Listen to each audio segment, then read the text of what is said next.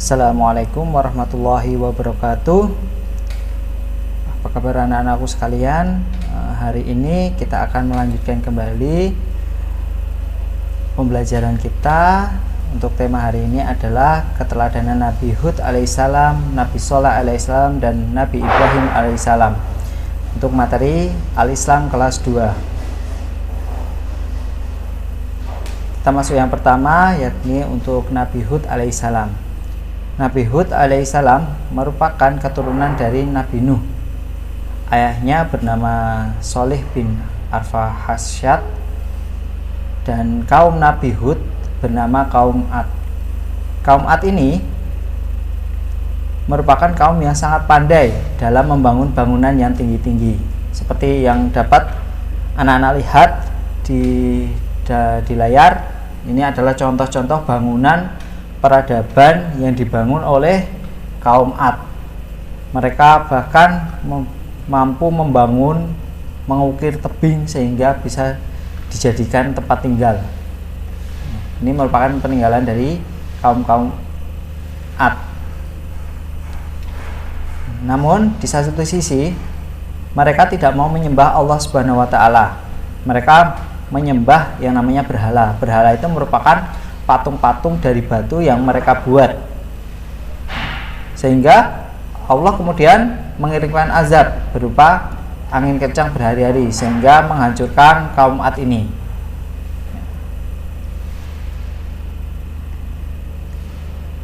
Kemudian dari kisah Nabi Hud tadi kita dapat mengambil keteladanan. Yang pertama, kita harus selalu sabar, ya, seperti Nabi Hud yang selalu sabar menasihati kaumnya, yang meskipun kaumnya memiliki kemampuan tinggi, ilmu-ilmu yang luar biasa sehingga mereka mampu membuat bangunan yang tinggi, tapi mereka tetap tidak mau menyembah Allah Subhanahu wa taala. Kemudian Nabi Hud tidak mudah berputus asa dalam berdakwah. Ini harus kita contoh, tidak mudah putus asa, kemudian selalu memohon pertolongan kepada Allah dengan berdoa kepadanya.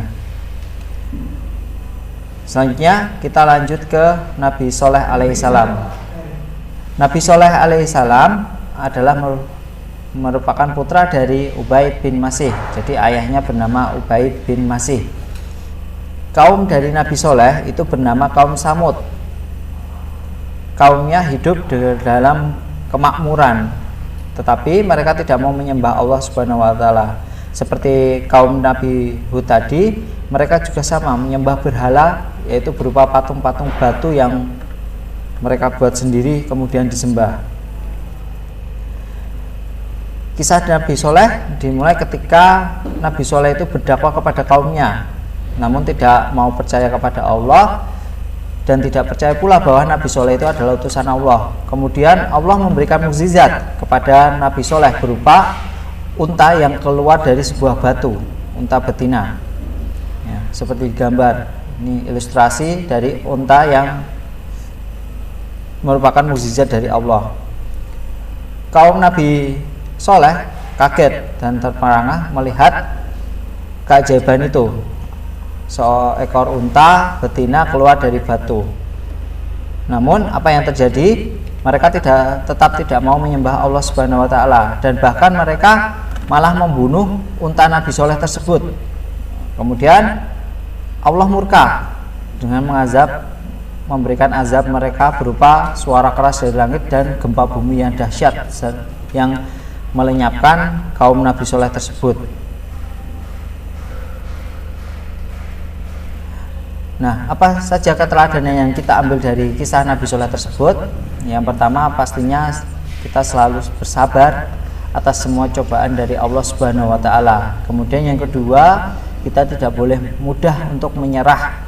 Bahkan cobaan dari Allah itu harus kita hadapi dengan sabar, dan agar kita tidak mudah menyerah menjadi manusia yang selalu bertakwa kepadanya.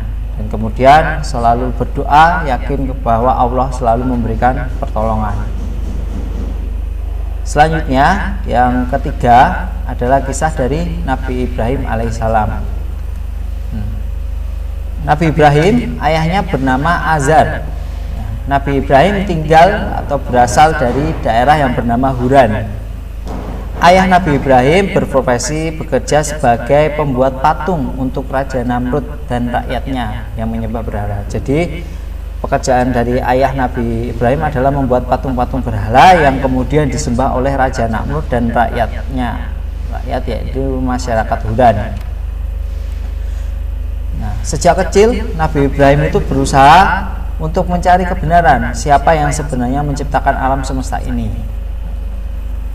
Dan menurut cerita, Nabi Ibrahim ketika melihat matahari disangkanya Tuhan, tapi ketika matahari itu terbenam, oh Tuhan kok bisa menghilang. Nah, kemudian muncullah bulan.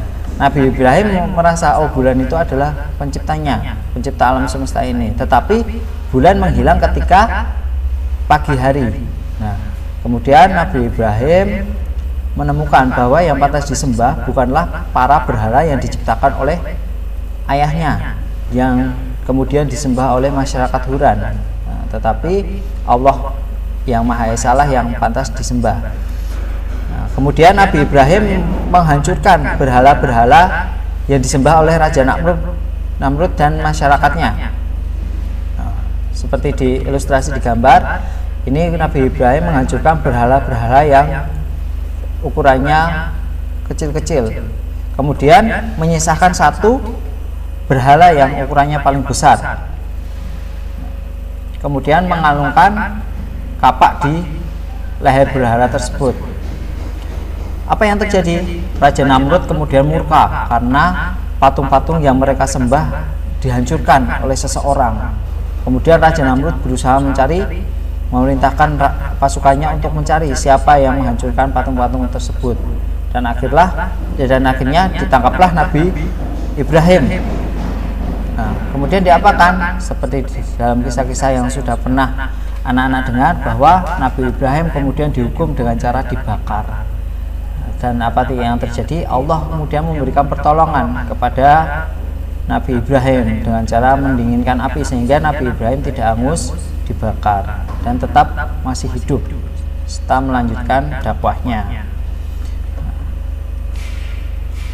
Nah, apa saja keteladanan yang kita ambil dari Nabi Ibrahim ini?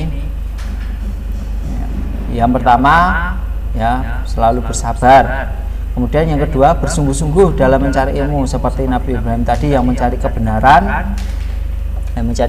Siapa Tuhan yang seharusnya disembah, ya, tidak mudah menyerah dan terus bersungguh-sungguh dalam mencari ilmu. Kemudian yang terakhir adalah berdoa kepada Allah Subhanahu wa taala. Demikian untuk pembelajaran Al-Islam pada kesempatan kali ini. Mr. Agri, wassalamualaikum warahmatullahi wabarakatuh.